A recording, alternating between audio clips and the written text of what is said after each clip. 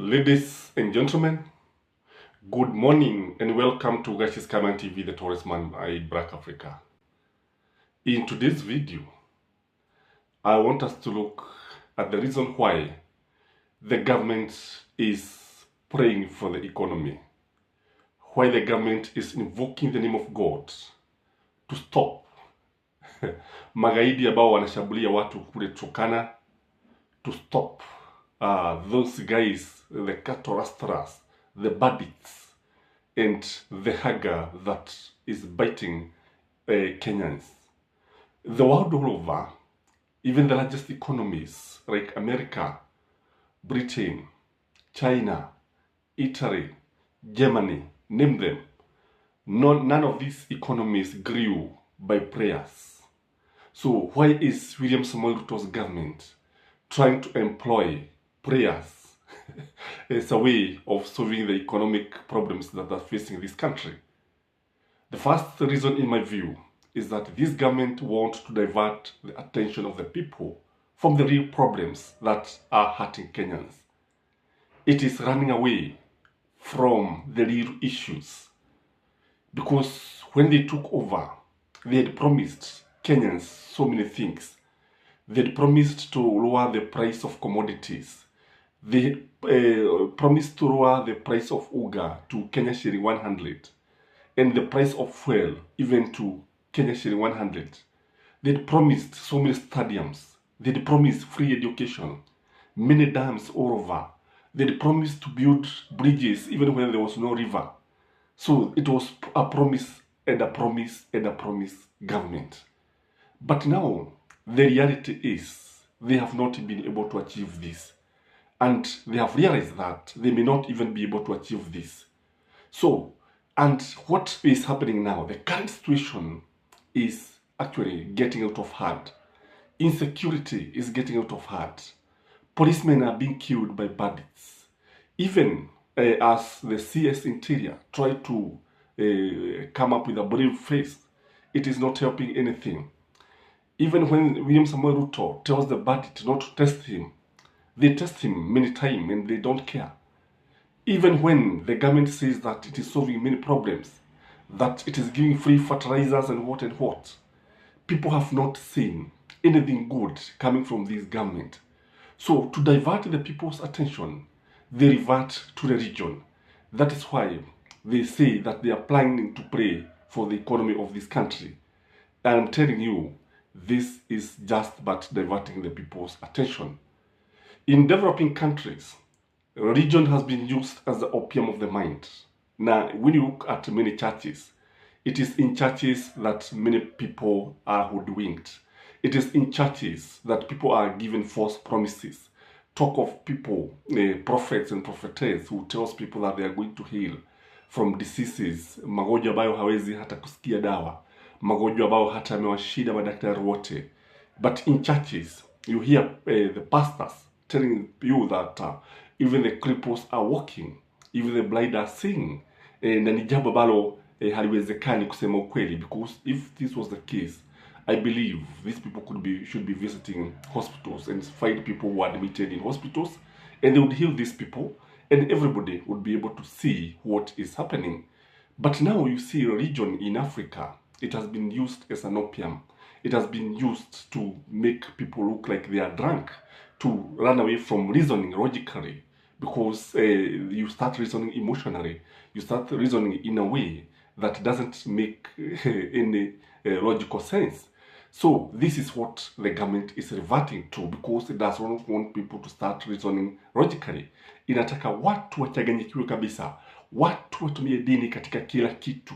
You look at everything with religious perspectives, and when you do this, then you cannot even criticize anybody. You cannot even criticize the government. The other thing is that they want to invoke the name of God in everything so that they look good.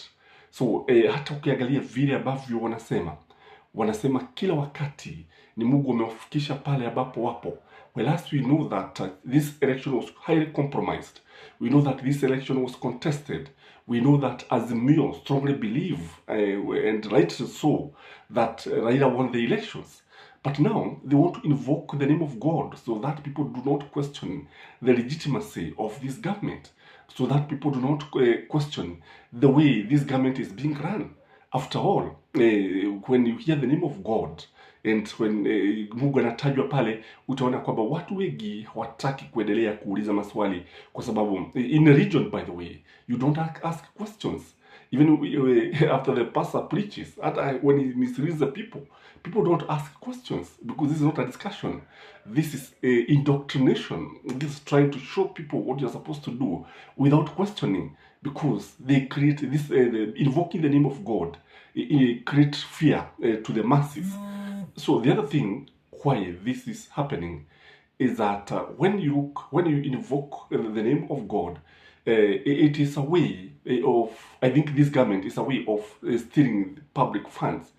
It's a way of using people's public taxes kwa njia ambayo haifai. Because tell me, how much money is spent in these services every Sunday?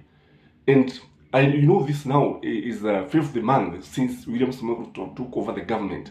Now every Sunday they have been having a church Thanksgiving services. Now if you ask me, I can tell you a lot of money is spent here. When you look at the way these functions, they are presidential organizations, they are presidential functions, and a lot of money is being used. That is your money. That is my money.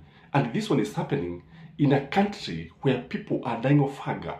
This is happening in a country where parents cannot be able to meet school fees kwa sababu hawana pesa. This is happening in a country where people are suffering from various diseases kwa sababu wamekosa dawa za kuwatibu. And when you now look at the way the government is looking at this, I can tell you there are some people who are benefiting. Those people who are organizing these functions, they are benefiting in a big way, because this is stealing all said and done. Kuna pesa, unajua Wakenya kile kipo ni kwamba kila kitu lazima kutakuwa na embezzlement and misappropriation of funds in every activity. Kwa hivyo by the time William Samoei Ruto will be done with 5 years, you can imagine the number of services, is it 52, that will be conducted. You can calculate that amount and you realize that a lot of money will be spent. Again, they want to portray themselves as prayer warriors and portray the opposition as people who are atheist, people who do not care about God. And for them, you see, sometimes they quote the Bible.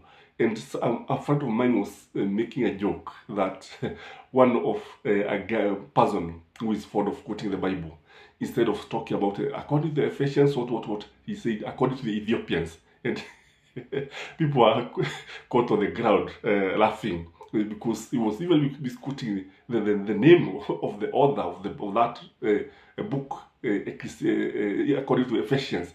Ephesians is a book that was written by to the Ephesians by St. Paul. So this man was talking about Ethiopians, according to Ethiopians, and people are laughing. And, the man was serious, by the way. So these guys want to appear like they are prayer warriors. They are praying for the nation, they are praying for everybody, and they are good. And you see, in Kenya, we have a tendency, in Africa in general, of looking at pastors as people who are very good. We have a tendency of kuwapikia mayai mapasta wakati ambapo waume zao kuna kitu wanapikia, wengine unaona wanamka anaenda asubuhi bila kula chochote. But when the pastor comes, because he's a man of God, he's a man of cloth, utapata yeye ndiye anakula chochote kizuri pale nyumbani na bwana anaachwa pale bila chochote. Again, they want to portray this government as a godly government. Remember, wanasema mara kwa mara ni Mungu aliwaketisha katika kiti cha enzi. Na sasa kama ni Mungu aliwaketisha katika kiti cha enzi, nyinyi ni nani? Kwa hivyo somehow it looks like theocracy, whereby democracy does not matter. Sababu ni watu ambao wamechaguliwa na Mungu. Rais ameketishwa katika ikulu na Mungu, akashagwa vile vile.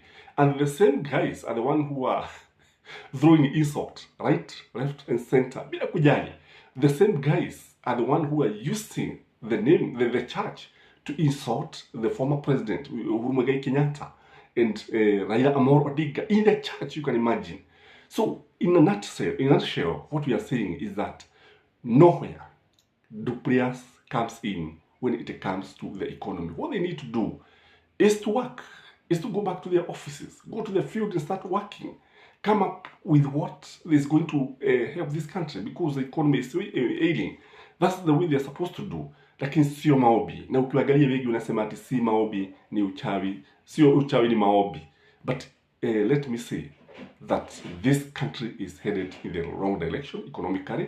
And ukiangalia ukweli useme ni kwamba we are losing big time. Kenyans are hurting. Everybody is complaining.